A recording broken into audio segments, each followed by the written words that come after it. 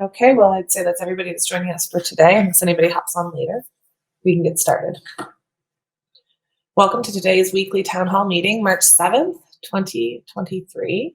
Thank you all so much for joining us. Today's agenda is projects and development updates, documentation updates, marketing and content updates, and collaborations. Robinson, can you please start us off with project and development updates? Sure. Thank you. So as usual, let's start with our DORA metrics. So I've the first metric, the speed metric, is shown here. So our currently the time for release from the first commit is around 17 days, and it looks like the trend is pretty stable. And I think that this is going to remain around this range because uh, the number of releases is only across the blockchain legacy code base and the next. So we're not expecting much improvement or changes for this release speed such. But it is quite healthy, like we're able to address and release as soon as possible. I mean, as soon as we have we have something ready, and we are also able to follow our published roadmap. So that's speed. Let's go to the next slide. So number of releases. So again, these releases are primarily from Next, only from Next at this point, and it has remained at around 0.82. Let's say one release per week. So so we're tracking releases as deployments. So number of deployments is at 0.8 per week. Let's go to the next slide. Throughput, it's showing a downward trend, and it is at 4 pull requests per week. Again, this is from the Peerplays legacy code base and from the next product. So what's happening is we have other initiatives like smart contract verification where we don't have PRs. The R&D on substrate, there also we are not in a position to make PRs. So the sole contribution to this throughput or PR list is from Next as well as the Peerplays legacy code base where number of PRs are pretty low at this point. Okay, let's go to the next slide. The quality metric is yeah, it's little peculiar because we had a mainnet crash, but still it is not capturing that because our like there are no monitoring between Haystack and GitLab and with the mainnet release. So this should have been showing at least one failure, but because of the way it is configured, we don't have any uh, failures being shown. That's a quality metric. So that's our engineering metric, doing pretty stable, even though number of PRs and releases are on the lower side. Okay, let's go to the next slide. Moving on to the product updates, I think the major aspect we had in the last week was that we had a mainnet halt due to expiration of GPOS votes. It could be also because of a bug in counting the GPOS related votes. It looks like there are some issues with how this vote decay is handled in the subpage. We've been testing this extensively, but looks like we need to do this. We need to do a lot more thorough analysis. Anyway, so right now the conclusion is that this was a halt and not a crash, and primarily due to the GPOS vote decay. And it was solved by witnesses around 6 to 8 hours ago, and all the products mainnet is operational, and the Dex product is also operational at this point. Moving on to the regular updates, we've been working on this alpha release. So we've been working on this alpha release 1.5.22. So we have merged all the work or the work that has happened in the last 2 weeks. So this includes certain compatibility fixes, which ensures backward compatibility for various products. So we had introduced this new field called a parameter called num sons, which was breaking primarily account creation. So that is addressed right now. And in addition to that, we had other issues with the Hive related functionality, Hive transfer functionality, which is addressed right now. And we had a pending feature, which is the connection pools, the Suns related connection pools that is also merged at this point. So we have all these fixes and new features are ready for a release, and hopefully tomorrow we'll have a release done once we verify syncing with the mainnet. So the plan is that we have an AlphaNet release based on 1.5.21. We will upgrade that to 1.5.22. Essentially, in the process, we'll also verify whether the upgrades are working fine or not.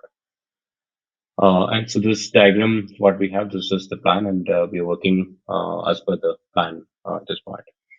And another activity that we're working on is we're trying to automate the entire CLI valid commands.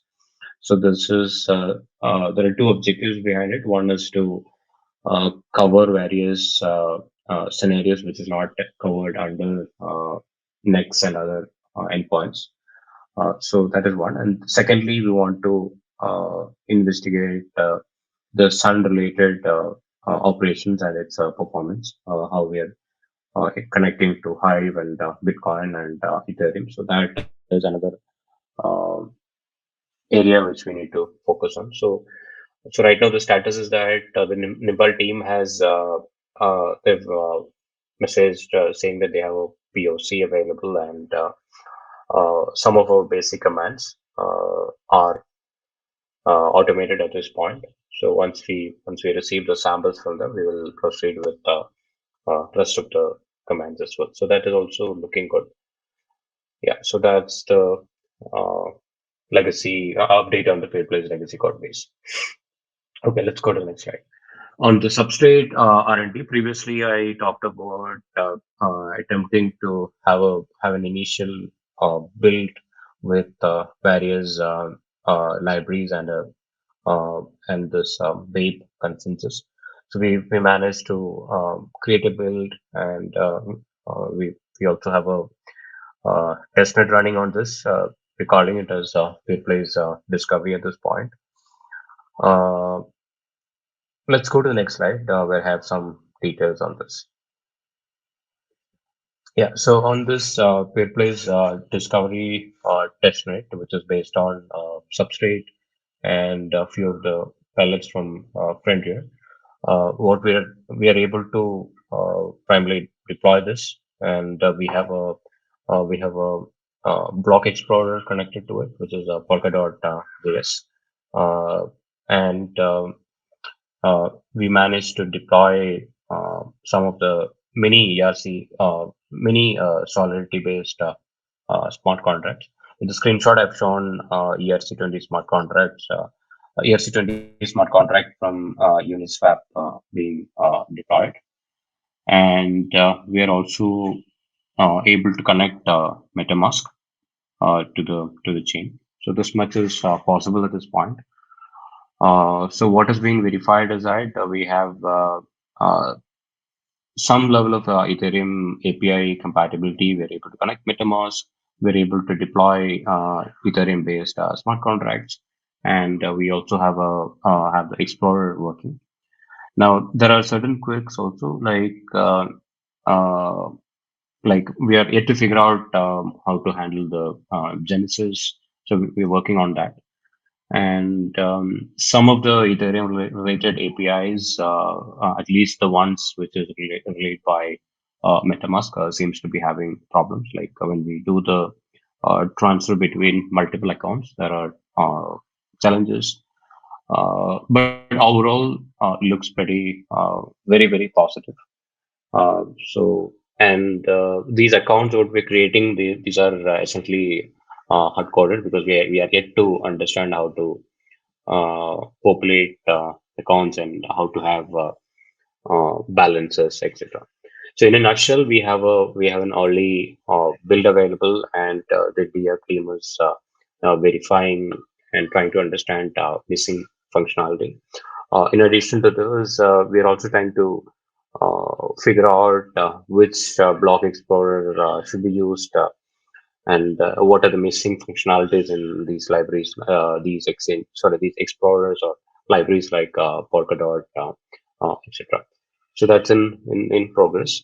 So the next step is that we are trying to address these gaps, and we also need to figure out a way to create the genesis and in a proper manner so that we have accounts as well as the validator nodes. Currently we only have one validator account, so we need to figure out how to increase that, etc. So that is being worked on, but overall we have made tremendous progress. And I would like to appreciate Sarjan and Trevor and Vijay and everybody else who contributed towards getting this early build ready and verifying various functionality. Okay, that's on Peerplays too. Let's move on to the next slide. On next, our production release remains the same, which is 0.71, and we're working on the upcoming features. So we'll have Ethereum support and a few changes for the voting screens, etc. So we're working on that. In addition to that, we are also trying to improve our test coverage. Ali, who is our lead for next, he was attempting uh, to speed up this test coverage by using Code GPT, which is an AI model or an AI based tool which uses certain models from OpenAPI. Just started mentioning that because I found it pretty interesting. So what it does is this tool is able to give us good starting points for this automation, not automation, TDD test coverage, TDD test. So it is helping us a lot because it's not a easy task to implement tests at this point. So it's helping us by giving sample code. So that's on the next, and I think in the next week also we'll have a release with some more improvements and new features. Yeah, so that's all from the development team. Thank you. Thank you, Robinson. Documentation update, Sean, please. Hello, everybody. So, quick update this week for documentation.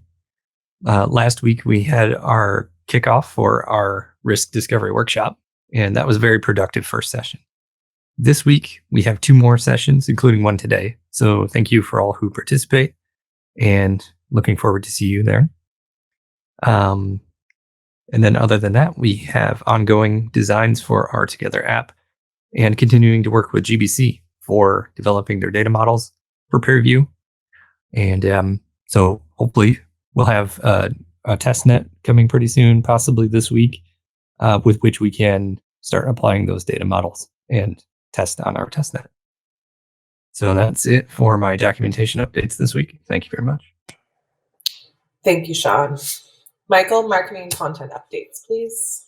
Good morning. Thank you, Kelly. Good morning, afternoon, evening, everyone, wherever you are, and happy Tuesday. So I've been promising for a few weeks a final report on the 4-week DEX campaign that will be completed today and shared. But for this week's town hall, I wanted to provide a summary. Here are some initial numbers on both the search and display ads in support of the DEX launch. The few things that I want to point out: we have a higher than average click-through rate based on the industry average for financial sector, including cryptocurrency businesses. So that's really encouraging. The second thing that I would like to highlight is we did have an upward trend week to week. There was no loss of momentum on the campaign as it went through its 30-day cycle. Again, really positive and really indicative of the efforts made to keep the graphics and the messaging of the campaign refreshed and updated as we went through the 30-day window. Here are the combined stats for both search and display. These are really strong numbers. Again, a higher than average click-through rate on the final week of the campaign, which is fantastic. The graphics on the right are an indication to the work that was done to update the messaging both pre-launch and post-launch. We did not set it and forget it. We kept a constant eye on making sure that we were making these as eye-catching as possible. Here is the impact on website visits. So we had over a 4-figure percentage increase for the previous period, January 1st to the 31st. Pretty successful in driving traffic to the website. The stat that I think is worth pointing out is only 2,000 people made it into the DEX platform. So that remains an area of improvement. On the right-hand side, we're started to look at the stats for the activity within the platform. And underneath, we have some stats on where most of the people who signed up and went into DEX came from. This is I put this in as a point of interest. We did cast a very wide net on the 30-day campaign, i.e., as per the vision document, we're interested and motivated to empower people everywhere. So we wanted to capture a global audience. However, those people who did ultimately make it into DEX did originate from Canada primarily. As in all things, there's lots of learnings and there's lots of issues that I think we need to reflect on in order to set us up for success. I think the context of this campaign, this was the first paid ad campaign that the team had managed in the time that I've been here, and I think within the last 12 months. So we had a lot of processes to define. We had a lot of deliverables to achieve on an individual and a collective basis. The budget for the campaign was a modest $3,000. That was done intentionally to ensure that we had a benchmark against the 2022 ad campaigns, which were primarily done in support of job listings, which arguably ordinarily don't need financial support.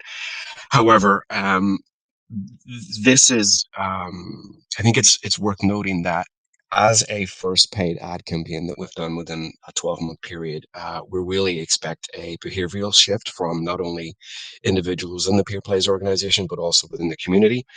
And so we understand that a lot of this was new to respond to. We understand that it was a new activity for most people in the organization and the community.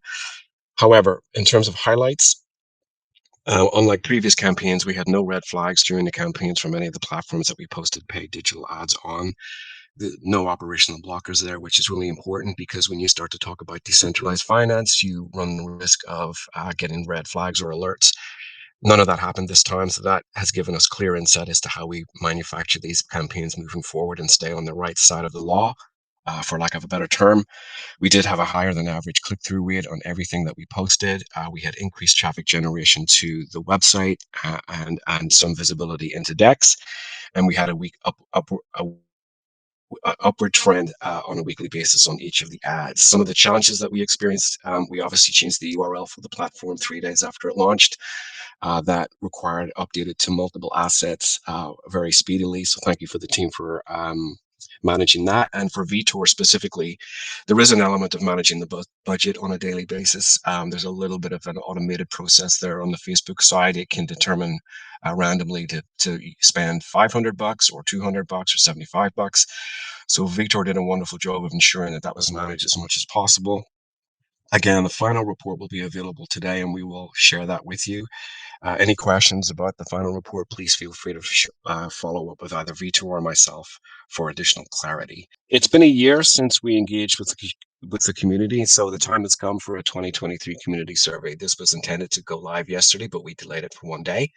The link is live right now on our website. There will be a bunch of activity happening between now and the 21st. The What I wanted to say most importantly, unlike the survey for 2022, this one will be totally anonymous. So that we will not be tracking who will be submitting what. So your honest and transparent feedback is anticipated and appreciated. It will run from the 7th to the 21st of March. We're looking your feedback on basically everything that's happened within the last year. We want to ensure that in line with the vision document for 2023, the community is in sync with where the organization is going. So we'll be seeking your feedback on just some general demographic information. We're going to be seeking age, gender, location, occupation, and involvement within the community. That's going to give us some demographic information that right now we're kind of guessing at. We want your feedback on the Peerplays 2023 vision, again, just to ensure that the community is in line with the organization is going. Product development, Peerplays decks, town halls, are these working for you as a community in terms of information sharing and resources? And if not, we welcome your feedback on how we can improve them. So as I said, the survey is live as of right now. It will be available through some paid ads that Vito will be publishing today with the remaining budget from the DEX campaign. It is available at peerplace.com/community. I will be sending out an email to everyone in our email list today to participate. We will be including it as per the previous 2 weeks pre-promotion this week in our newsletter, as well as social media and on scene. So I welcome everyone's participation. We are solely motivated to provide everything we can to the community to ensure that you are actively participating in all of our platforms. And we look forward to sharing the results with that after the 21st of March. Next slide, Kelly, please. The work that we're doing on our emails continues to get the results that we want. Obviously, a click-through rate of 2.5% is nowhere near where we want to be, but it is trending upwards versus the changes that we've made in the websites. Again, I'm going to ask for any content submissions or contributors within the organization or the community. You're more than welcome to contribute to these emails, as well as suggest content ideas. And Mo is the contact person in Peerplays to follow up with those recommendations. However, still more work to be done, but they continue to trend upwards in terms of open rate and click-through rate. Next slide, Kelly, please. And the final business of the day is within context of the CATA process improvement methodologies. We've looked at our graphic design request process. We know that in the past this could have gone smoother.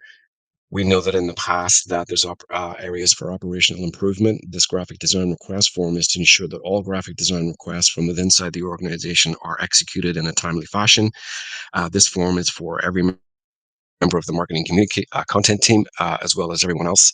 So if you are within Peerplays and you need Oksana to design a logo, an icon, any kind of asset, video, still, please use this graphic design request form moving forward. It gives Oksana the ability to deliver the work as closely to expected as possible and as quickly as possible. This will be distributed today also and reminded in the weekly emails. So that is an important step forward to ensure that we can give product logos, product icons, product supporting graphic design elements back to the requesters in the format that they wanted them. So looking forward to implementing this new process and having everyone contribute. That concludes this week's marketing update. Thank you, Kelly, for managing the slides. Thank you, Michael. Jonathan, collaboration updates, please. Thank you, Kelly. These are the collaboration updates for this week with Peerplays. With standards, there is the Government Blockchain Association, where we are working with them on decentralized ID, as well as within the gaming sector. We've had a couple of meetings over the course of the last week, and it's progressing very well. Working with people across North America on decentralized ID is very exciting. They're very keen to making sure that the standards they incorporate are going to also be the kind of standards that we're using in Peerplays. So that's good news.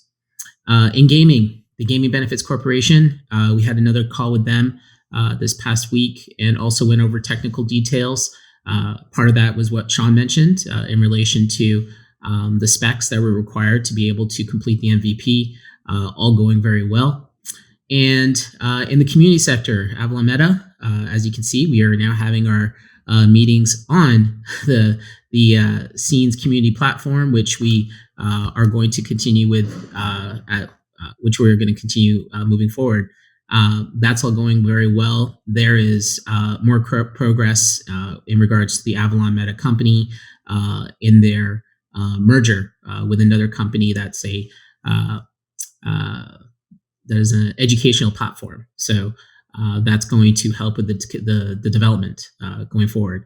And we are also working with them in relation. We do have some dev work that's being done in relation to tighter integration with Peerplays.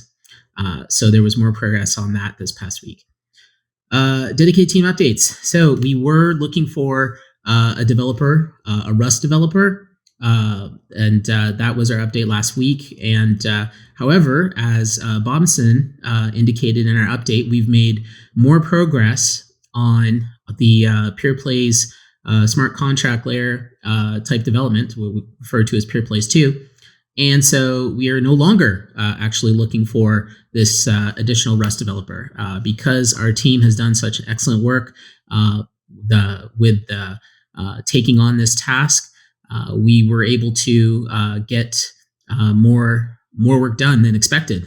So very good on the team. Specifically, Surgeon and Devore were the ones that really stepped up to make sure that we could get this far ahead. So congratulations to them both. So right now we were looking for a Rust candidate, but it's not looking like we're going to need them any longer. So that's some good news. So our current team essentially is able to handle what we're going to need going into the future. So that's all very good. So there have been no team member changes over the past week. And those are the updates for this past week. Thank you, Jonathan.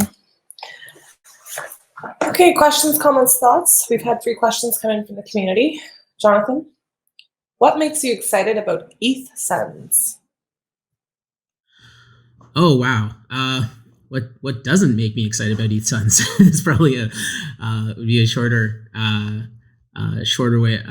way to answer it. But besides being able to extend ERC20s and ETH itself into the Peerplays DEX, which is going to mean for having far more trading pairs to be able to work with within the DEX. The exciting part actually has to do with how it will enable Peerplays, the current core of how Peerplays works today, to interface with the new Peerplays smart contract layer, which we've been talking about in these updates. So this is going to make it Ethereum Suns is a part of that, and so this is going to make it possible for Peerplays to be able to have more access to a lot of common tools in the industry that's used in the Ethereum circles.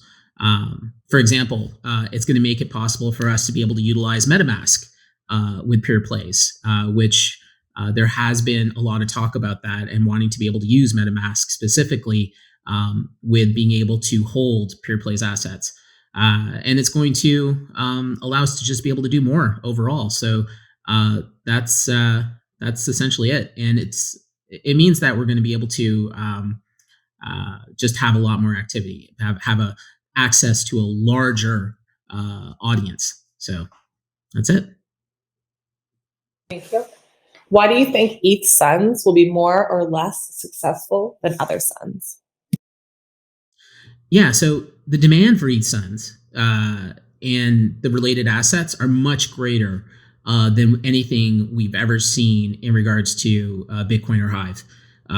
Talking to different people in the industry, the questions we always get asked are about our compatibility with Ethereum or compatibility with Solidity type smart contracts.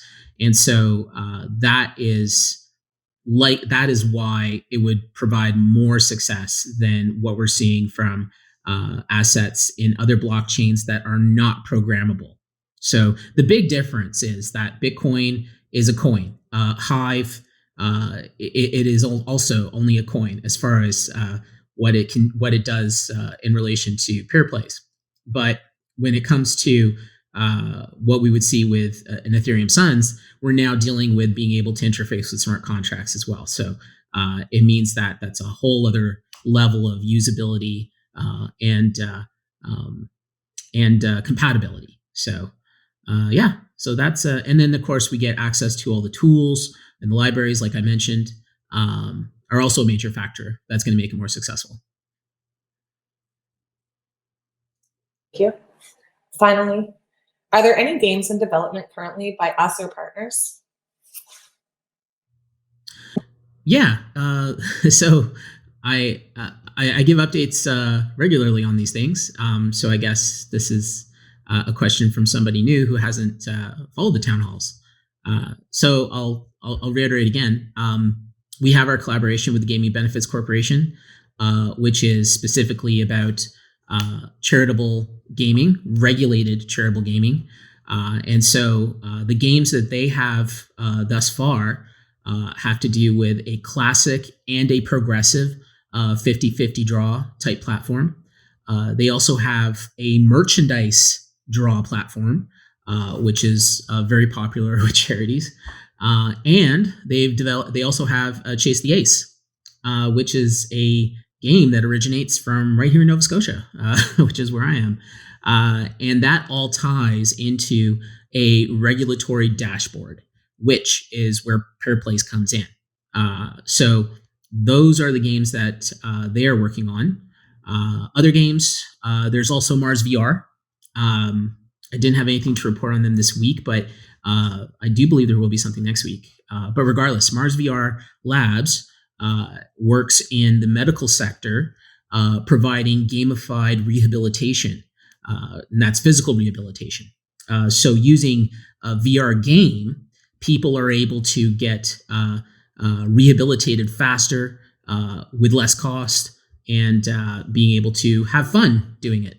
So with Mars VR, they've created this VR game for rehabilitation, and the work they're doing now is to integrate that environment with Peerplays, with the smart contract layer, so that they can have further incorporation into a community element to help people in their physical rehabilitation. And so that's going to be a lot of blockchain transactions that probably relate to things like NFTs, different types of certificates of achievement, leveling up, that sort of thing.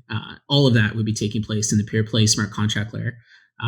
So yeah, those are the primary. Those are all coming from current collaborations right now. Thank you very much. If there's no questions that came in from everybody here, that concludes today's weekly town hall meeting, March 7th, 2023. Thank you all so much, and we will see you next Monday. Have a great day. Thank you, Kelly. Thank you. Thanks, everybody.